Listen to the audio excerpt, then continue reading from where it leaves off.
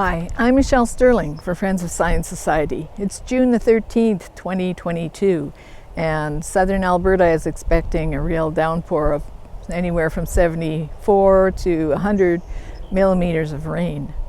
And of course, the City of Calgary is also bracing, hoping that it won't turn into a flood like in 2013. And of course, pretty soon we'll hear from all the climate activists that if we just would have phased out fossil fuels, this will never happen, or that we can't have another 100-year flood in a short period of time. Well, first of all, the whole concept of a 100-year flood or 500-year flood does not relate to the time period between those floods. So there's a very good explanation of this term on the USGS website. And people should go there and read about it so that they won't be misinformed. Another thing that you can read about, especially if you're stuck at home during the downpour, you can read our City of Calgary climate change reports. In 2017, we issued two reports, one called the Cost-Benefit Analysis of Calgary's Climate Change Plan, and the second one was called The Cost of Doing Something Wrong, because you can spend a lot of money and accomplish nothing if you're chasing the climate change unicorns.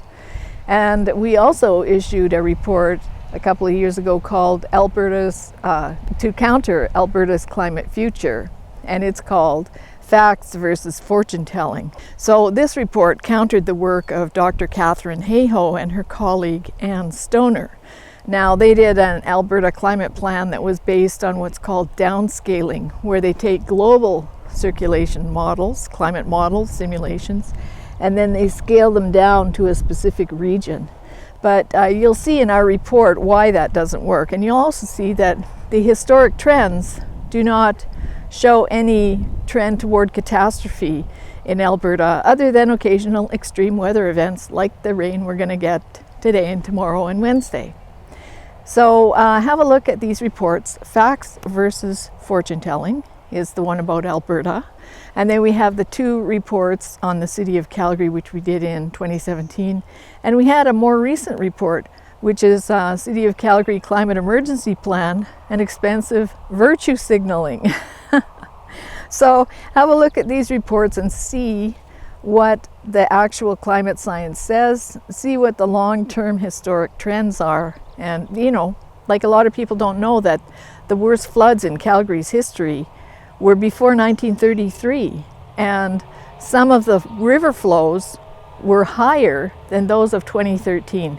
So people need to have this information to set a proper perspective on climate emergency claims. We need adaptation action. We need to be prepared to mitigate extreme weather events. But climate action isn't going to get us anywhere. So take care, be safe near rivers and waterways.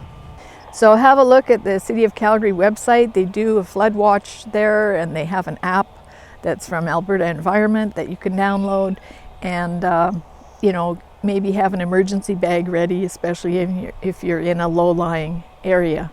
But most of all, don't confuse climate action with extreme weather events, because it's just magical thinking to think that if we didn't use fossil fuels, these events wouldn't happen. So, for Friends of Science Society, I'm Michelle Sterling.